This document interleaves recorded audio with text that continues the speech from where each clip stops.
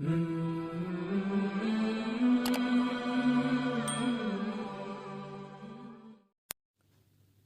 اللہ کے نام سے جو بڑا مہربان نہایت رحم کرنے والا ہے۔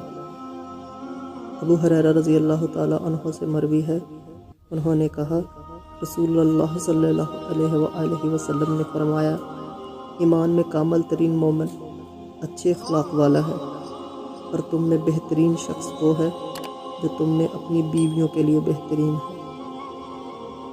عبداللہ بن مسعود رضی اللہ تعالیٰ عنہ سے مروی ہے، انہوں نے کہا رسول اللہ صلی اللہ علیہ وآلہ وسلم نے فرمایا، کیا میں تمہیں اس شخص کے بارے میں نہ بتاؤں جو آگ پر حرام ہو گیا یا آگ اس پر حرام ہو گئی، ہر قریب کرنے والے، نرم خو اور آسانی کرنے والے پر۔